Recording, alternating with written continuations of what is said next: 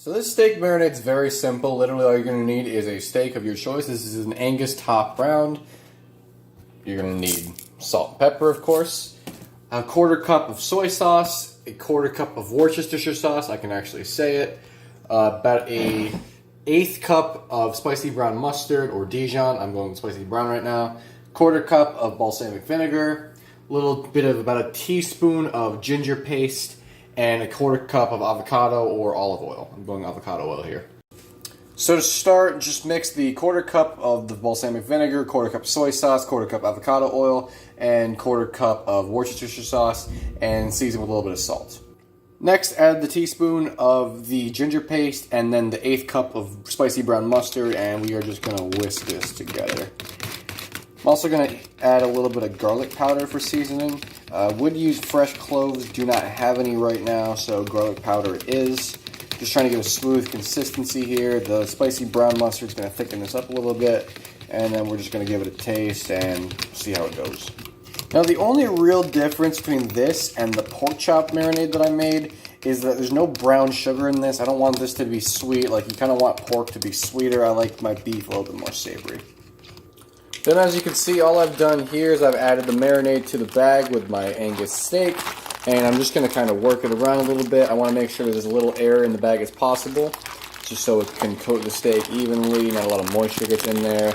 And then all I'm going to do after this is put it in my refrigerator overnight, and then we will make it tomorrow. 3 days later.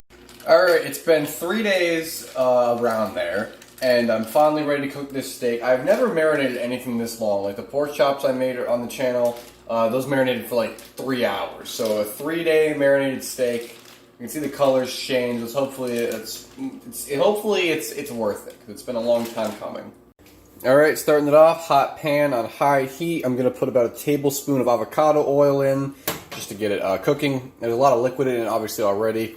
And the only way I'm going to season it is just a little bit of salt and pepper on the outside. It's been marinating for 3 days, so let's hope the marinade's really gone into it. Okay, steak's going in the hot pan.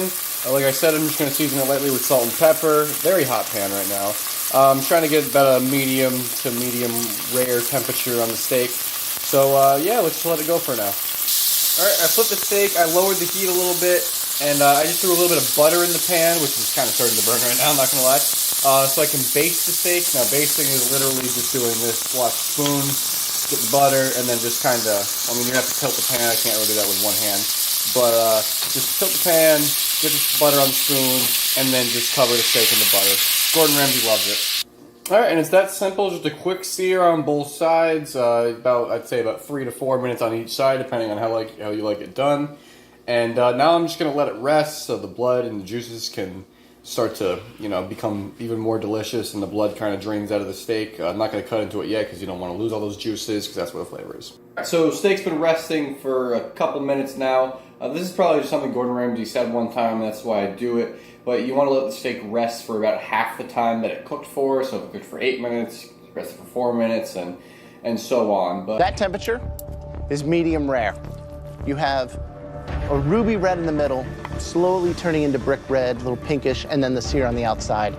Now with medium rare, the way you prepare it is searing it on all sides and then putting it in the oven. The key is the amount of time you leave it in the oven and resting it for half that amount of time at least, so that the blood and juices can actually go back into the muscle evenly. For now, I'm going to cut into this, see how it's done, see if I cooked it to a good temp. It's very tender. And I would say it's only a little on the rarer side. I'd say maybe about almost medium rare. I'm fine with that though. I'm just going to give it a taste. I just want to see how this marinade tastes because again, it was called the best ever steak marinade. So let's hope it lives up to its name. There we go.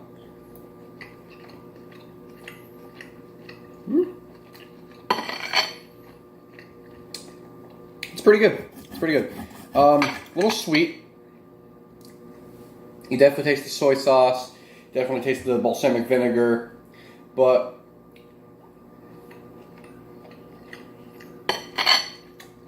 it's extremely tender. Wow. It's really tender. It's really moist. Sorry if you don't like that word.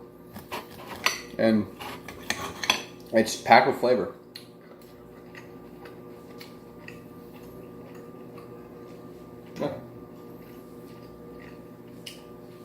Yeah, I really like that. I'm definitely going to do that again. I don't know how it would have been if I only marinated it overnight or just for a few hours. But yeah, for a 3-day marinade, that's really good. Maybe a little bit too sweet just for my liking. But like I said, it's packed with flavor. It's really juicy. It's really tender. And that's not like, it's like, I think a top round steak. So it's not like it's a great quality steak. But you can do something like this to it and it really makes it worth your while. But thank you again, guys, for watching this video. If you liked it, please like, comment, share, subscribe. This took 3 days to film, so hopefully you enjoyed it.